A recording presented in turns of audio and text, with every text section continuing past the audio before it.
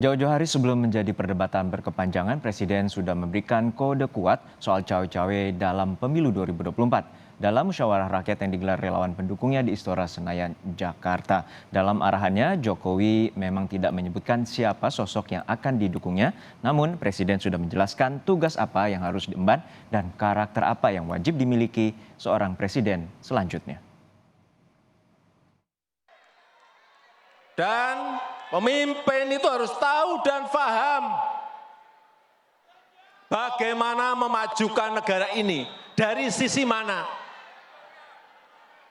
Dan mampu memanfaatkan peluang yang ada.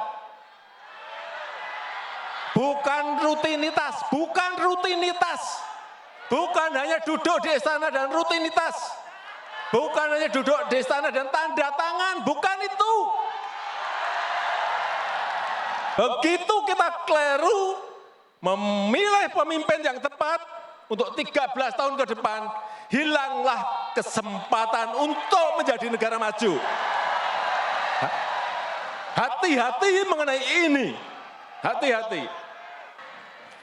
Begitu kita tidak bisa memanfaatkan waktu 13 tahun ini, ada yang namanya bonus demografi dan kita tidak bisa memanfaatkan.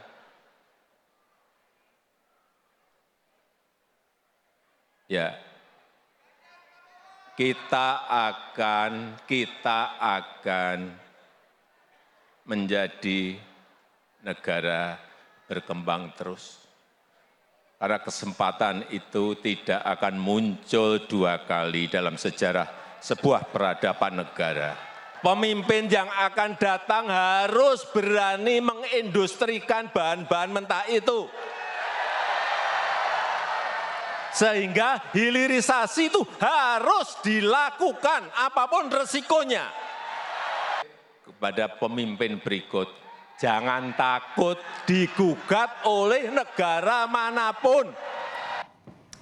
Demi kepentingan bangsa dan negara, Presiden Jokowi mengakui akan cawe-cawe. Namun apa saja yang ingin dikerjakannya juga bisa diwariskan, diteruskan oleh Presiden selanjutnya. Di masa 2 periode, Jokowi memiliki sejumlah proyek pembangunan yang dikategorikan sebagai proyek strategis nasional hingga mendapatkan prioritas pengerjaan. Namun diantaranya masih belum bisa selesai hingga saat ini. Ini adalah gambaran bagaimana proyek-proyek yang menjadi mimpi besar Presiden Joko Widodo. Salah satunya juga terkait dengan pembangunan ibu kota Nusantara di Kalimantan Timur, lalu ada kereta cepat Jakarta-Bandung dan juga terkait dengan pembangunan smelter nikel yang diantaranya untuk industri baterai listrik di Halmahera Timur, Maluku Utara. Kita lihat slide berikutnya.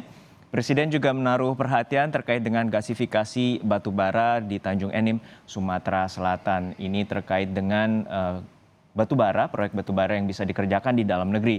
Jokowi ingin pusatnya berada di Sumatera Selatan. Selanjutnya juga ada pembangunan jaringan gas kota nasional serta pembangunan kawasan industri Batang di Jawa Tengah. Ini adalah berkaitan dengan pembangunan industri baterai kendaraan listrik.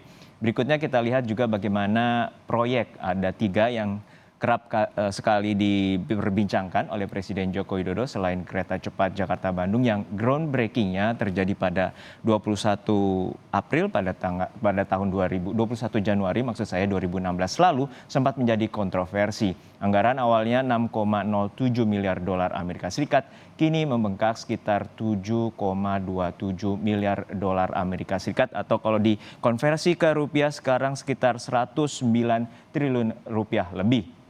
Slide berikutnya terkait dengan sumber dana kereta cepat Jakarta-Bandung ada 3, yakni berdasarkan konsorsium BUMN sebesar 911 juta dolar Amerika Serikat, lalu kemudian konsorsium perusahaan Tiongkok sebesar 610 juta dolar Amerika Serikat, serta adanya pinjaman dari China Development Bank mencapai 4,55 miliar dolar Amerika Serikat.